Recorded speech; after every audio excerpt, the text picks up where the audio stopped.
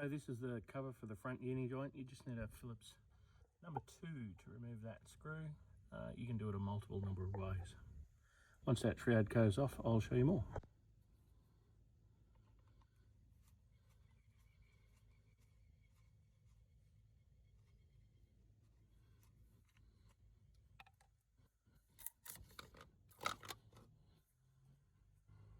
You can see once you get that off during this process, it's just going to fall out a million times. You can see I've got it in 4-wheel drive there, and that pin's completely missing right now. If I rotate a little bit more, you can see the other pin. Now that's a factory kubota pin that I've put a different cotter pin in, but it works just fine. I find that you pin it up the back there into the... Just try and get a better video of it. So you've got that uni joint there. You put the splines into that to allow the front axle to move. That doesn't have a pin in it, so that will move up and down inside that spline there. So you can see there's no pin. There's a pin there on the back of the uni joint to hold it in place near that bearing, but actually when you get to the prop shaft, there's no pin in it. There's just a collar. So that should allow it to slide. So what I always do when I'm working on this front one is I lock that uni joint in first with that front pin. So that pin's in there, and then you can move the shaft up and down in that back collar. Sometimes I'll do both of these pins and then locate it on the front axle, and it'll slide in the correct position. But right now what I've got to do obviously is that pin is missing, so I'm just going to replace that. So getting this pin in, obviously that doesn't go straight in. So what you have to do is move this shaft up and down. And I find the easiest way to do that is by getting a little lever in there.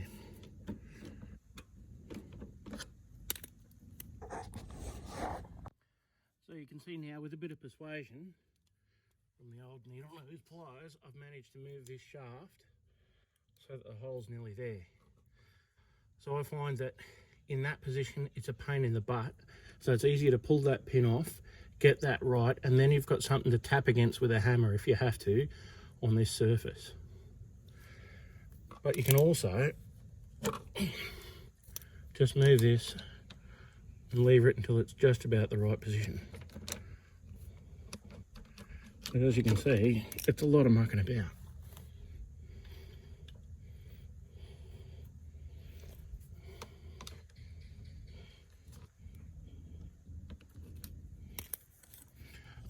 So it's just a matter of finding that.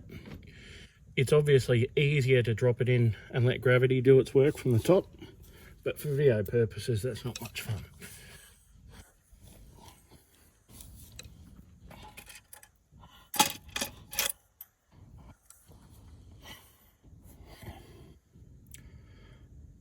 So the next step is you have to put a washer on, and that allows the pin to work without wearing as much.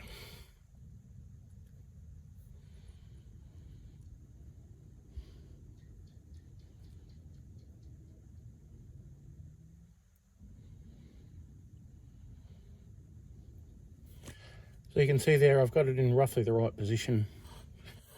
This isn't the exact split pin or cotter pin, depending on where you're from, that Kubota supplies, but I went to Kubota and they said there's actually none in the country right now. And I said, well, what do you suggest I do? So they suggested this brand and size. So it's a pretty simple process. You just bend them so they're like that. Now, because of where this collar goes, obviously you don't want it rubbing on the inside in there, so you need them tucked away a fair bit. You can see there's quite a bit of play for me in this front uni joint, so I've ordered another one of those as well. So now we're at the final step in the process. We just drop this back in place. You can see on the edge there, I'll just move the light so it's a bit easier.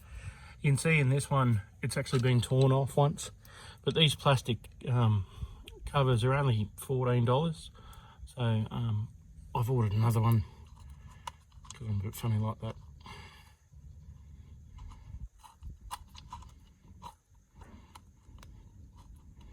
So once you get that right, you just put the screwdriver on it, tighten it up finger tight. It's got a lock ring or a spring washer on it, so you don't need to overdo it. And that is that.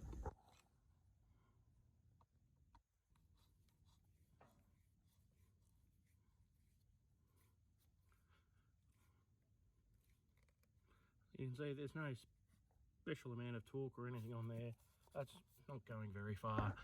And the great thing about that boot, which I didn't realise until after the first time I lost one, is how much it protects that front uni joint from getting grass and brush and everything else getting caught up in it. After I did it the first time, I went and brushed hogged for a day, and there was so much stuff caught all the way up in here. There was a ridiculous amount of stuff, and it took me about an hour to cut it all out and clean it up. And I think that's had quite a contributing factor to the uni joint failing. Like, it's working now, but I've ordered another one and I'll replace that as soon as it comes in.